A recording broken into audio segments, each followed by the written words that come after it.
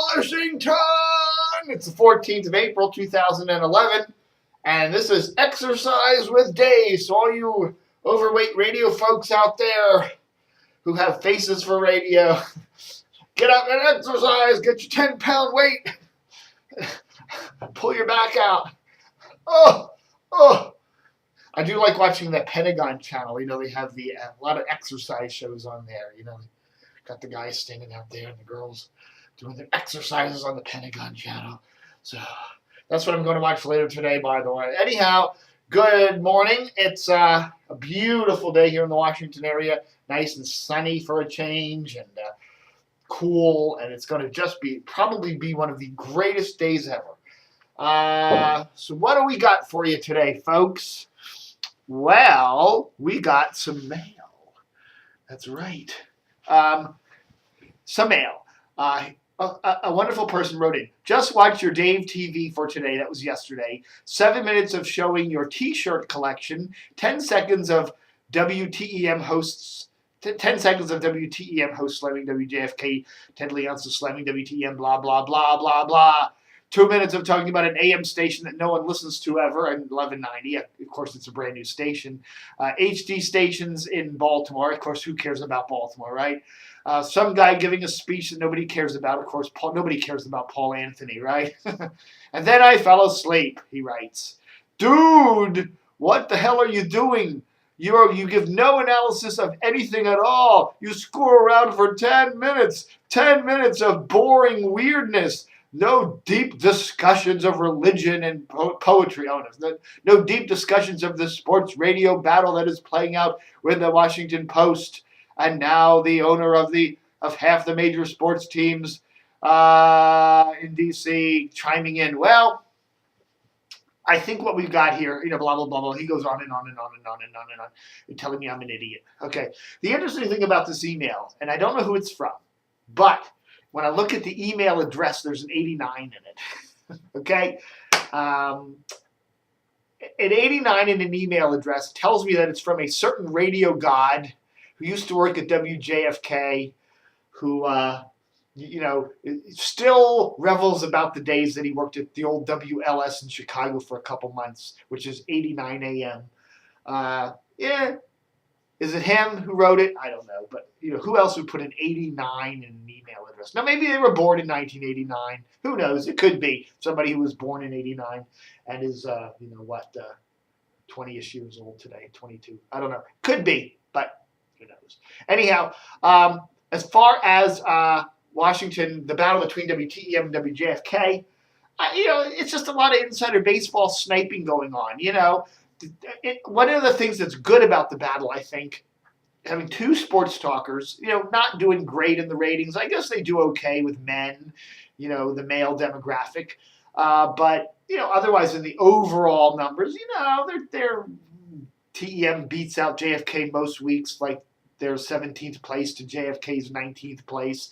But I think what's good about the two stations is competition. And I think competition makes everybody better.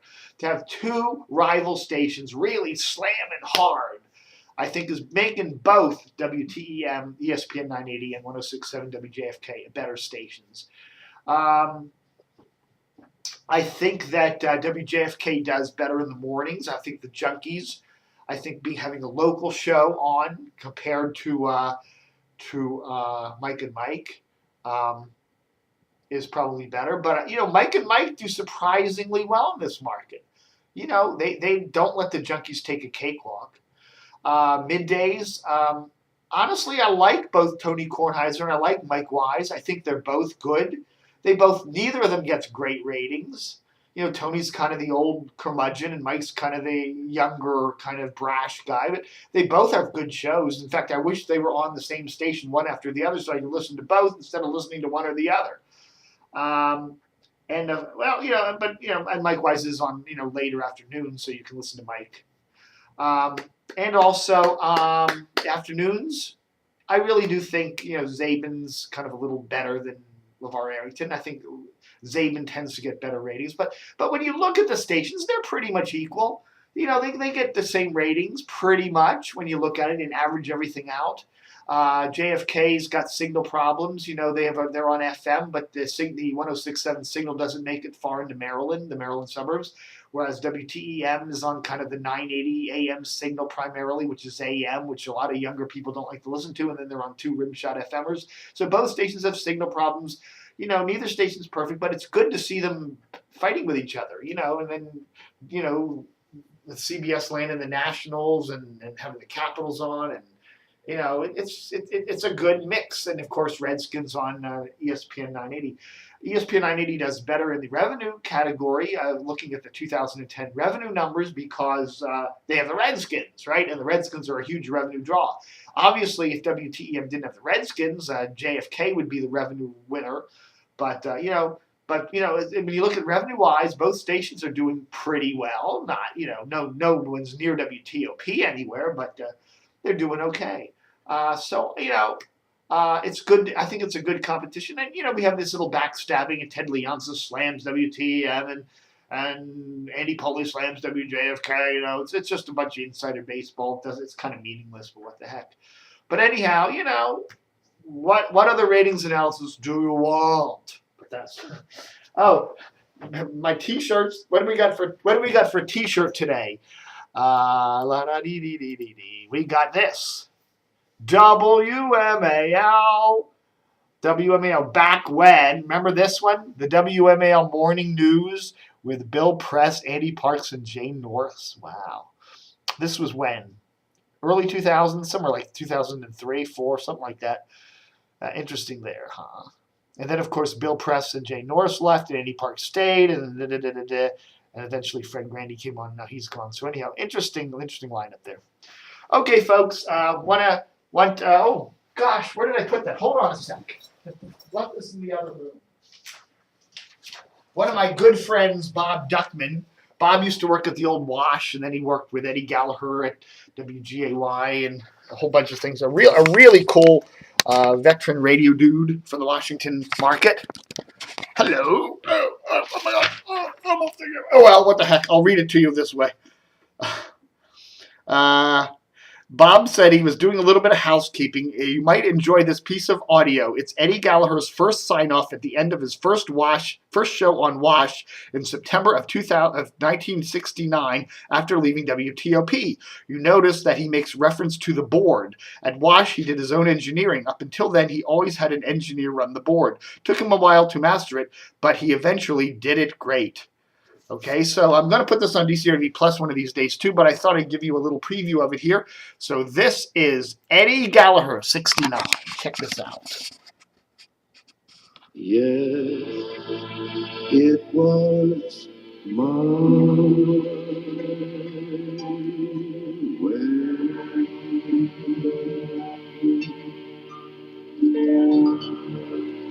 Sinatra seems to improve with age, doesn't he? I was just sitting here in this beautiful board thinking that I don't think I've ever really heard music like this before, because this is stereo.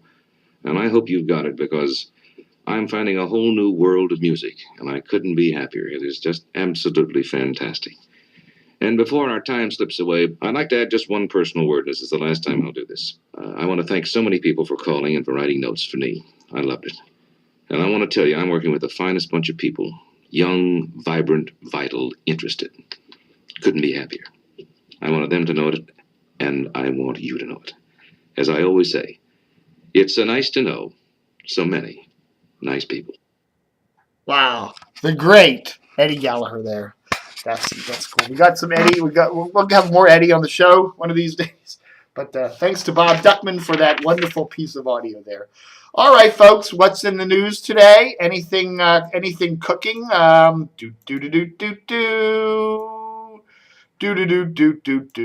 we've officially got word that Wage is now WCRW, and it will have an Asian format. I always thought it would, I always thought that the station, it didn't get great ratings or revenue as WAGE with a Loudon talk format. And I really think that, It needs to broaden itself as an AM station. It needs to serve the whole Washington area. And having an Asian format there now, there isn't a lot of Asian radio out there. When you listen to the Washington AM band, it's all Spanish and Asian. And we do have WDCT down in Fairfax 1310, which is a Korean station. So there's a market for it, and it's got a powerful signal now that blankets the whole Washington metropolitan area. And the parent company of WCRW 1190 also runs 1120 WUST, which is an ethnic-oriented station. So it makes sense to do that. No surprise to me. Okay. So anyhow, that's that. WTOP nabs 5 big AP awards from Virginia. Check that out at the front page of DCRTV.com. Sidney Harmon has passed away, 92. He was the audio magnate that formed Harman Kardon, which had top audio stuff. And he's also the guy that bought Newsweek magazine from the Washington Post for $1 and then did his thing with the Daily Beast and all that. He passed away at 92.